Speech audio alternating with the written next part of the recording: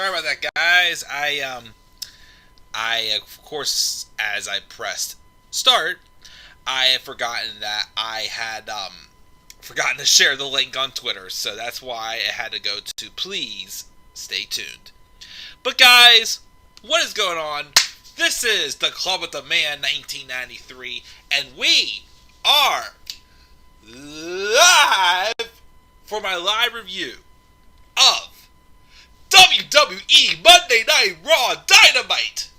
If that makes sense at all, because I'm actually doing this review while Monday Night Raw should be going on, but of course, I'm here getting caught up on content that I should have done days ago, but of course, I had other things going on. But I'm doing my live review of Dynamite now. As you saw, I did upload some more content. I have a lot of content of stuff I've been wanting to upload for a while that I'm just trying to catch up on and still have a life. But that's why there's a lot of stuff that's coming late, that I get it. But there is some stuff still to come, like my Dynamite review. I have not made the graphics yet for Elimination Chamber, but I will do a Elimination Chamber review, probably not till tomorrow. I can't see myself doing it tonight, and within the next hour, I'm probably going to get too tired, so I can't see myself doing it tonight. But I do have a couple like other small videos, Seinfeld reviews that I have ready to do in line next. But again, just life's crazy right now, and it's going to get even crazier for me as the next few months. Some big decisions with my life are going to be made. You'll find out more later on down the line. But for now, I'm here to talk about AEW Dynamite from February 16th, 2022. Took place in Nashville, Tennessee. We're just a couple weeks away from AEW Revolution. And of course, this is the first show in the post-AEW Cody Rhodes era for now. We still don't know what's going on. Is Cody going back to WWE? Could he be going to AEW? I heard apparently WWE's been teasing a lot of things. I guess apparently tonight, when The Miz introduced Logan Paul as his tag team partner for WrestleMania, I'll be ranting about that in a separate video. Well, not just Logan Paul, but in general, WrestleMania 38 is not a show I'm excited for at all, but we'll talk about that in future videos another time. But apparently, Miz said someone who's dashing, so somebody thought that they'd be bringing back dashing Cody Rhodes and whatnot, but was not the case. But we will have to wait and see, of course, as what happens. As far as this week's episode of Dynamite goes, it was a good show. It was, again, a lot more so setting up for things to come. And setting up for, Revolution. We have the main event, the world title match that's announced. We have a tease as to where we may be going with the women's world title match. We'll talk about that in a little bit. We still have a tease of Bryan Danielson and Jon Moxley. Bryan Danielson had an excellent match with Lee Moriarty. Of course, we have a dog collar match that's being set as far as a rematch goes from CM Punk and MJF.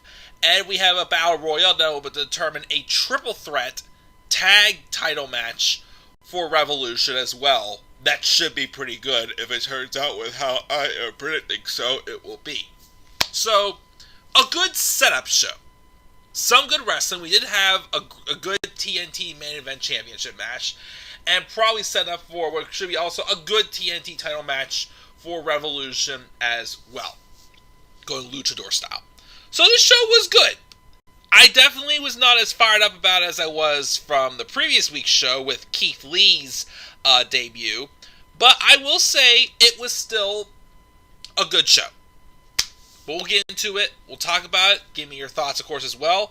Live chat who we got. And also make sure to check out some of my other new content I uploaded. Before I did this, I did a video on the WWE ending Big E's singles push.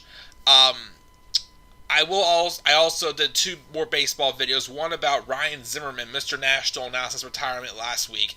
And the other one on the recent death of former Major Leaguer Jeremy Giambi. So make sure to check out that stuff as well. But of course, we're going to focus back to AEW here. And in the live chat, who we got? We've got JR. What's up, JR? Who do you think is next to dethrone Hangman Adam Page for the World Championship? Again, I do think, Adam Cole is a good candidate to do so. Is it too soon for him, though, to do that Revolution? I don't know. If Cody Rhodes somehow would miraculously come back, definitely him. I definitely think Malachi Black. There's a lot of people. Malachi Black is also a name I could see doing so. MJF, no doubt about it. I definitely can see him doing it. I feel like there is several options, which I do like. That there's a lot of people I could see, being in that world title hunt. And could be, the one to dethrone Hangman Adam Page eventually. But, again, we don't know for sure. And I just love the unpredictability. There's a lot of options. Which is why, of course, I'm more excited about Revolution than I am excited for WrestleMania 38. Hate me all you want for it, but it's the truth. I think AEW is the place to be because of stuff like this, where there's a lot of options as to who can dethrone Hangman Adam Page. I don't see any options who can dethrone Roman Reigns at this point, or Brock Lesnar. But let's roll in and talk about it. But yes, I think there's a lot of options for the dethrone Hangman Adam Page. Who do you think is next to feud with CM Punk after him and MJF is done feuding? Oh boy. Whew, that's a tough one. That's a very tough one. There's definitely several people I could definitely see so. But who's someone, how about him and Malachi Black? Him and Malachi Black actually would be a pretty good feud. So I'll say Malachi Black be the next person for Cody Rhodes to feud with after he's done with MJF. But I still think him and MJF probably will be 2 more matches, probably, maybe. Who knows? Well, this dog collar match is probably going to really put MJF in his place, but who knows if they'll do a trilogy, but we'll have to wait and see. But speaking of Mr. CM Punk, Mr. Phil Brooks, we started off this episode of Dynamite in Tennessee. Immediately, Punk Indian style and a microphone in hand. Obviously, he has been given permission. Because of his recent victory, he is given the rights to a rematch against MJF. Where, when, and basically the stipulation for his match. So he reminds us that he's straight edge, drug-free, alcohol-free, and he's better than you. Those words he first spoke over 20 years ago, and that laid the foundation for such a career that he was able to inspire a whole generation of wrestlers. Some of them are currently in the locker room in AEW. And then there's MJF, who tries to walk like him, talk like him, but never thinks like him. When MJF beat Punk in his hometown of Chicago twice, you'd think he'd be furious. But the truth is, though, he's actually proud of MJF. Where he strays from the path is he fails to retain the knowledge he's been taught. He fancies himself like Piper in Oregon, Brett in Canada, and Punk in Chicago, but he's just shitty little Max from shitty little Long Island. His entire career has been predicted and on using the Dynamite Diamond Ring. He gets to pick the time and place for his rematch. And the time is after sundown in Orlando on March the 6th at Revolution. Now, as far as the stipulation goes, he started thinking about his toughest matches. And he thought maybe you put him in a cage. But he's seen it Wardlow, and he knows Wardlow can climb a cage, and MJF can still run. He thought about all the toughest matches he lost. And those are lessons he's really retained, so he thought back on the toughest matches when he left pieces of himself in the ring. And he thinks Piper in Portland chained together Valentine. He pulls out of a box that's sitting in front of him a dog collar chain. He says it takes years off of his career. Well, I don't know about that, or I don't know what was worse, that or Ryback took 20 years off of his life. Oh! Had to say it. And that's the lesson he needs to learn. He wants MJF out here because he's got one more thing to say, and he wants to look him in the eyes when he says it. Which MJF comes out. And Punk tells him, take it all in. Shows him a picture of himself with MJF when he was younger. He knows it well. Probably the greatest day of his life. But for Punk, it was Friday. Revolution is going to be the worst day of his life. And for Punk, it's going to be a Sunday, and he's going to stain the canvas with his blood. And of course, it says, when he pulled out the dog collar, he did basically ask MJF, won't you be my Valentine? But Punk takes the chain, snapping it together. Obviously, it's intimidating Max. MJF is just, he's basically had the tables turned on him. Now he's like, what the hell do I do? As he believes he is screwed, as there will be nowhere for him to run, and he will be attached to Punk the entire time, and Punk is going to get every ounce of revenge on MJF. That dog collar match is going to be sick at Revolution. I cannot wait. That's an excellent stipulation, I would say, to match number 2. We had like a 40-minute match between the two of them in Chicago recently that was outstanding. And now we're going to get a dog collar match that's going to be brutal, stepping up the stakes a little bit higher. It'll be intriguing to see what happens, of course, as Wardlow, of course, is still teased to be distancing himself from the Pinnacle. But we'll have to wait and see, as he may have shifted his focus, though, to something else for himself on the show with a match he's a part of a little bit later on. But then we have Tony Schiavone with Jurassic Express backstage, talking up the battle royals that will set 2 teams to contend for their tag titles.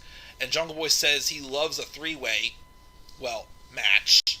Don't tell Anna Jay that, because he's dating Anna Jay. But Christian Cage says at the Revolution, they'll still be tag champs. He believes in them. And then we have a match with the American Dragon, Bryan Danielson, and Lee Moriarty. Excellent match. Lee Moriarty definitely still kind of like an underrated guy, but he's definitely still like a rising star. But I gotta say, I do think Danielson made him look pretty good in this match. Again, Bryan Danielson, yes, even though I keep saying he is there basically to be like Shawn Michaels, he's not there to win championships. He is there to, just build stars and put people over. And, obviously, investing in him more and him getting some victories underneath his belt for matches like this, where it feels like, even though he's a heel, it feels like he's John Cena with the U.S. Open Challenge, but making these other guys, look excellent in the process. I love it. Like, he could probably build a stable with some of these young guys, honestly, at this point. Someone said the Danielson Dojo or something like that, which dojo means gym or training area in Japanese, which I would know that because I did take Shotokan for 10 years. So, yeah, it definitely made Lee Moriarty look pretty good. But after the match, though, Dragon gets on the microphone and says he came out to teach Lee Moriarty a thing or two about violence. And he pulls the crowd to ask if Lee passed or failed. And when the crowd says passed, he says he doesn't trust the American public with anything. But that's not why he grabbed the microphone. He asked Jon Moxley to team up with him and create a whole new AEW and teach young wrestlers about violence. And he wants an answer from Moxley, which Moxley comes out. He says a little over a decade ago, he was a lot like Lee. And the other kids in the AEW locker room, young, angry, poor, nothing to lose, and he took a shot and to take the Great American Dragon down. A little indie show in Ohio, Danielson was late due to weather, and they sent Tracy Smothers to the ring to vamp for 45 minutes. Bryan pulled up, already in his gear, and they met the first time in the ring. Moxley, eye to eye, with the man they called the best wrestler in the world. He gave everything he had and fought tooth and nail and came up short, but getting a taste of this best of the best just made him meaner and angrier and made him want him more. And he got more shots at Danielson, and he can come up short every time. In fact, he admits he's never beaten Bryan Danielson. So, when he showed up, everyone else was scared. But Mox was excited to put the one head up on his wall that he never could. He says the one dragon that he couldn't, but it turns out that Bryan doesn't want to fight. He listened to him a couple weeks ago, and he can't lie. He got thinking about how awesome, though, it would be to team together. All the arms they could stomp, skulls they could cave in, and they could create a dynasty of a bunch of pure wrestling violence. But then he thought about what they could create. The young guys they could take with them to give something back to wrestling and leave a legacy. He couldn't think of one reason to say no, but then he got to wondering, is the only reason that Bryan wants to stand side by side is that he doesn't want to find himself standing across from Moxley, because he knows he'd do the same to him that he's done to everyone else for the last 3 years. And that's the case, well, he believes he's already beaten Bryan. So does he want to create, or does he not want to get destroyed? He's going to leave that up to Bryan, and says he's not saying yes, and he's not saying no. He's not the young kid from a decade ago, and for all intents and purposes, they're meeting here for the first time. He don't stand by side with nobody until he bleeds with them first. So, again, bold promo. Interesting how, Moxley still kind of created this, illusion of, pros and cons. I have my reason to say yes, but I have my reasons also to say no. But that ending statement, I think he wants Danielson to prove it. I think, they're going to have to stand, across the ring from each other and not side by side. Who knows where this could go? Honestly, I'd like to honestly think Bryan should win this match at Revolution. Get Moxley to want to team with him. Take a whole new direction with it. Create some type of a stable. For, one to definitely turn on the other eventually. But I think they should go a little more longer term with this. And not to be just a one-time feud. This could be the start of something a little different for, both of them and being a duo together.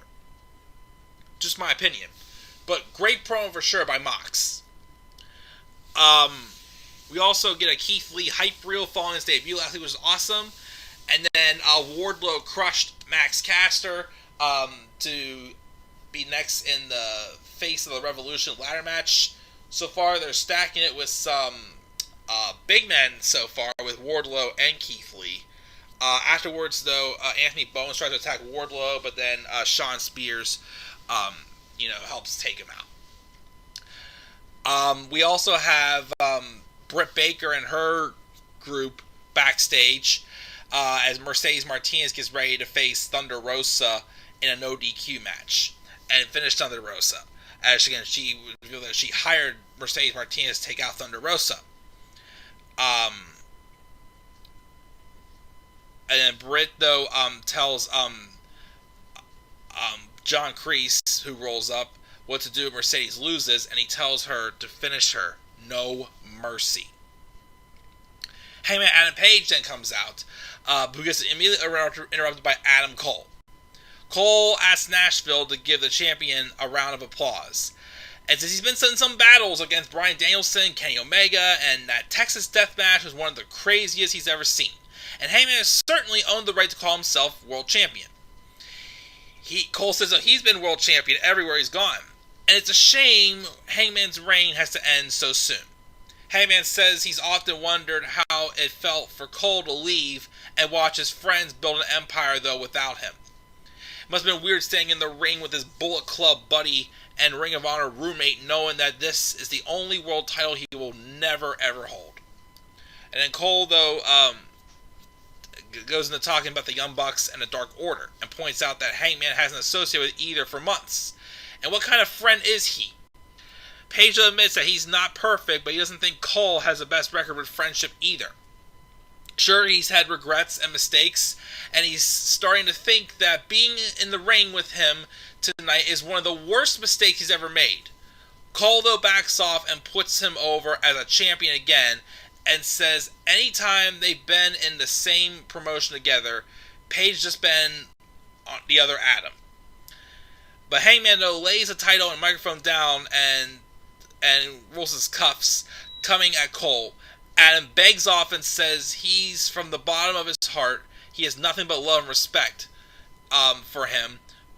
And if he can share the ring with anybody in the company, it's him. But when they fight for the title, it'll be man to man. And when the day comes, filled with respect, may the best win. He offers a handshake and Page takes it, and Cole leaves without issue. But then out comes Red Dragon, O'Reilly, and Fish to beat him down. Cole slides back into the ring and joins them 3-on-1 until the Dark Order comes in and breaks it up. Holds back, but he just chuckles another guard out after them. So I guess it's probably going to get at some point some type of like a match between like Red Dragon, Paragon, whatever the heck they're going to be calling Undisputed Era now, and Dark Order. But Preston Vance seemed to get a little bit, more heated. But I think that's set for a match with Adam Cole and Preston Vance, number 10, from Dynamite this past week. Good.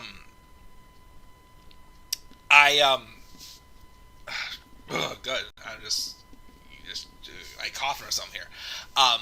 But I do find it interesting, of course, as well, how, they bring up, how they both have had their history with, turning their back on their friends also.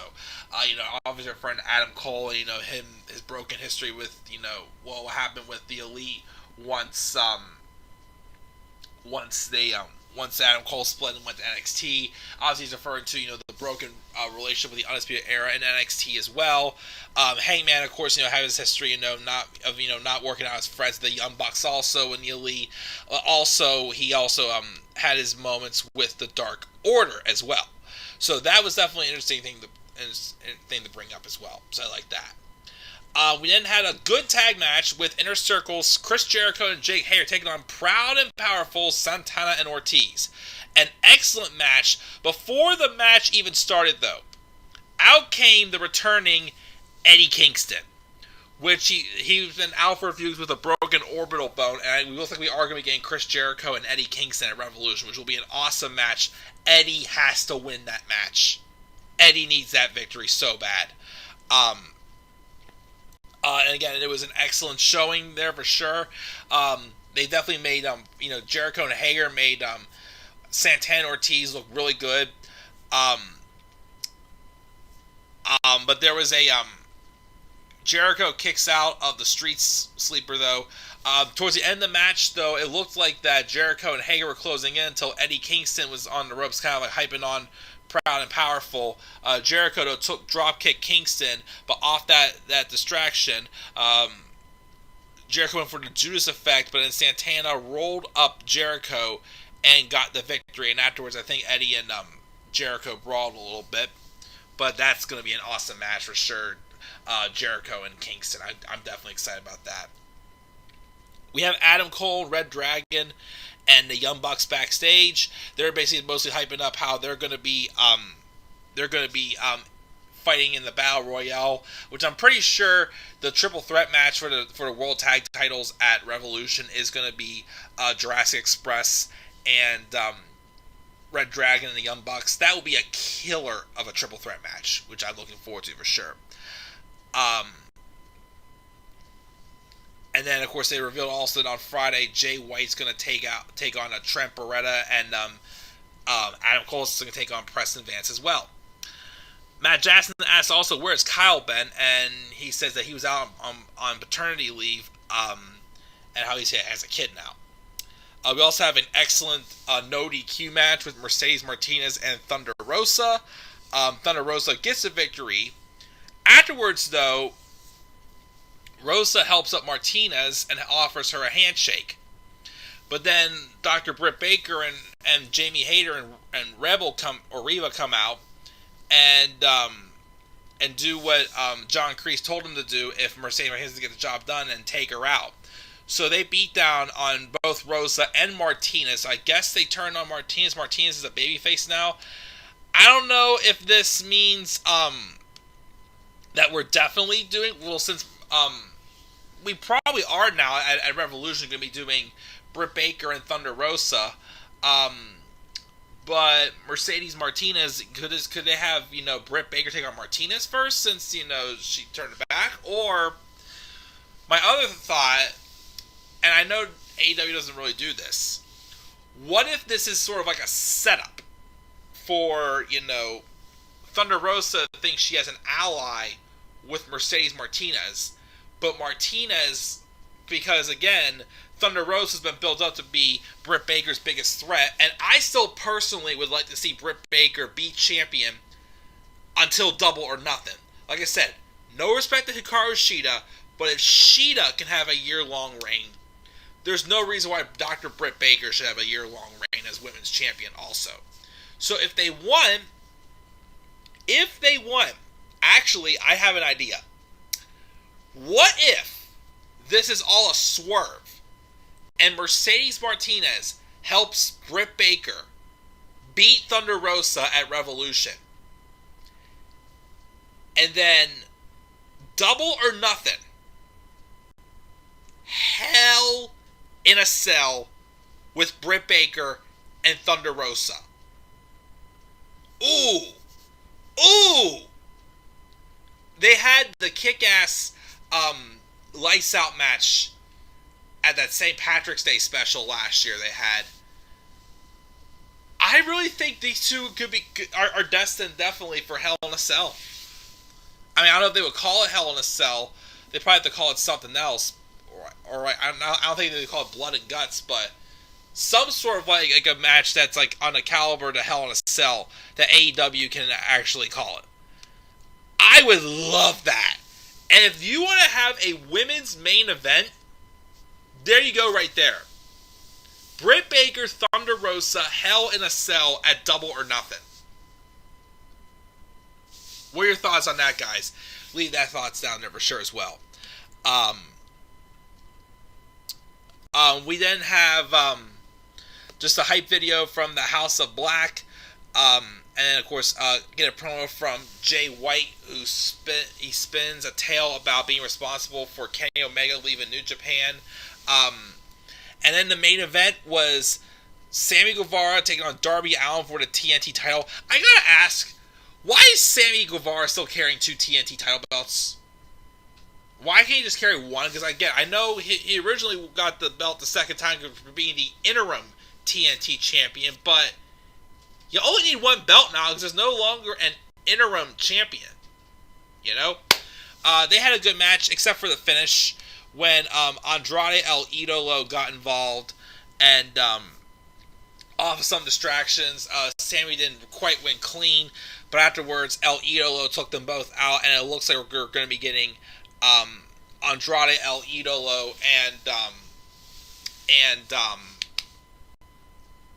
and Sammy Guevara for the TNT title, though, at Revolution, which should be a pretty good match. I think it will be. But yeah, in this whole show, we got CM Punk and MJF in a dog collar match being set up. Adam Cole and Hangman Adam Page for the AEW World title. Britt Baker and Thunder Rosa for the women's title. We have a triple threat tag title match, which I'm pretty sure is going to end up being Jurassic Express, Young Bucks, and Red Dragon. That will be awesome for sure. What else do we have? I can't remember. We have Wardlow being added to the face of the Revolution ladder match, but yeah, I think we're gonna have Revolution's going to be pretty stacked. And like I said, let me know what you guys think. Again, Mercedes Martinez helps Britt Baker beat Thunder Rosa at Revolution. We set up for for the final match between the two of them at Double or Nothing for the world title inside Hell in a Cell. What do you guys think of that? And for Dynamite this week, I originally was going to give it just a B. But think about just how good some of these promos were, like especially in the Punk's, Moxley's with Bryan. I kind of want to give this a B+. I think I'll increase this grade to a B+ after the stream. I will fix that to a B+. But what are you guys' thoughts? Let me check that in the live chat here. We got Tyler joining us in the live chat. So Tyler, JR says, I heard that Sammy Guevara got injured, and that's why I heard. I don't know if it's true. That would stink.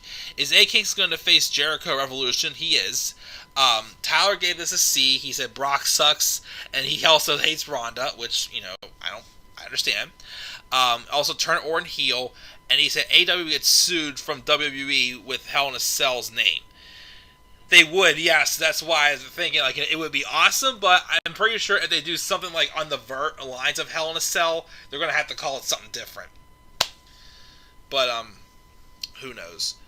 But, guys, that's going to be it for my Dynamite review. I don't think I'm going to get to review Elimination Chamber tonight. I am going out to dinner with my friend Joe tomorrow, so maybe tomorrow night I will review Elimination Chamber. But, again, just as always, be patient with me, but I do have a lot more stuff I have in mind to upload as well, so we'll get that all taken care of. Don't worry, guys. But, yeah, that's my Dynamite review. Again, I'm going to get that caught up with. Again, I will do my Chamber review tomorrow. I'll make the graphics tonight, though, and then we will go from there as far as other content goes as well. But definitely after I get some of this other stuff caught up, might need a little bit of a breather for sure, because I've definitely been really laying out a lot of ideas I'm just going with, even if they're late. So that's that. And guys, again, that is my thoughts on AEW Dynamite for this week, and I'll give this show a B+. What are your thoughts, guys, on AEW Dynamite? Even though, of course, they can't call it Hell in a Cell, what's your thoughts on my idea for Dr. Britt Baker and Thunder Rosa to get one final match at Double or Nothing? Leave your thoughts down in the comments section below. Be sure, as always, to slap a like on the video. Subscribe for more content on my channel. Follow me on Twitter as well at DemandAirBoy93. And until then, guys, I'm checking out. I will catch you all later. Have a great rest of your night. And peace out, everybody.